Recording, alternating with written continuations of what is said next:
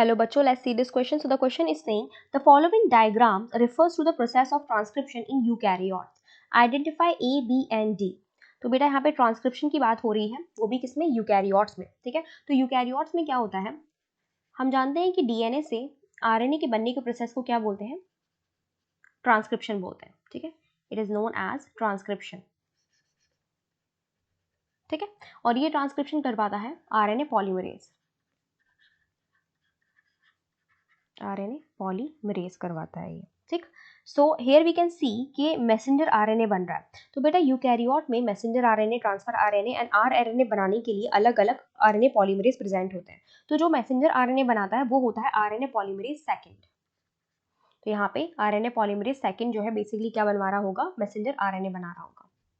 ठीक है, तो क्या होता है, डीएनए जो होते हैं यूकैरियोट में, जो डीएनए पाया जाता है, ये डीएनए की जो लंबा सा एक थ्रेड होता है डीएनए का, और इस डीएनए में जीन्स पाई जा रही होती है. ठीक है, तो ये जीन जो होती है इंटरप्टेड जीन्स होती है. ठीक है, स्प्लिट जीन होती है बेसिकली. और मैं लिख देती हूँ, डीएनए पे जो जीन पाई जाती हैं इनमें कोडिंग एंड नॉन कोडिंग ये दोनों सीक्वेंस पाए जाते हैं. ठीक है, जो कोडिंग सीक्वेंस होते हैं वो कहलाते हैं एक्सॉन, और जो नॉन कोडिंग सीक्वेंस होते हैं these are known as intron. तो जब डीएनए से आरएनए बनता है, मैसेंजर आरएनए बनता है, तो ये कोडिंग और नॉन कोडिंग दोनों के दोनों सीक्वेंस उसके अंदर आ जाते हैं. ठीक है, क्या आ जाते हैं? दोनों के दोनों सीक्वेंस जो है, कोडिंग एंड नॉन कोडिंग दोनों सीक्वेंस किसके अंदर आ जाते हैं? आरएनए के अंदर आ जाते हैं. तो इसमें जो कोडिंग सीक्वेंस होते हैं, ठीक है, कोडिंग सीक्वेंस जो होते हैं वो क्या कहलाते हैं? एक्सॉन. और जो नॉन कोडिंग सीक्वेंस होते हैं वो क्या कहलाते हैं? इंट्रॉन कहलाते हैं. तो यहाँ पे हमारा ए हो जाएगा आरएनए पॉलीमरेज सेकंड, क्योंकि वो क्या करवा रहा है? ट्रांसक्रिप्शन करवा रहा है. As you can see the chain is out, निकल के बाहर आ रही है. तो ये हो जाएगा हमारा आरएनए पॉल सेकंड.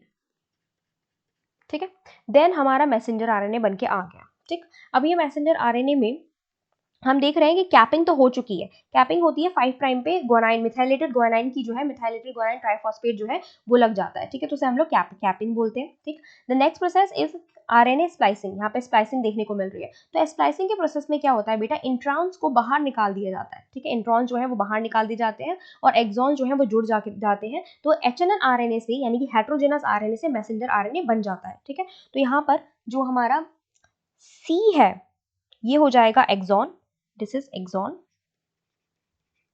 और ये बी, ये टुकड़े टुकड़ों में जो दिखाई दे रहा है, this is intron, the non coding sequence. ठीक है, आरएनए की स्प्लाइसिंग के प्रोसेस में ये इंट्रॉन जो है बाहर निकल चुके हैं. आप देख सकते हैं गोल गोल लूप के रूप में ये बाहर निकल जाते हैं. ठीक है, देन 3 प्राइम पर क्या होगा? पॉलीएडेनाइलेशन. This is एडेनाइलेशन.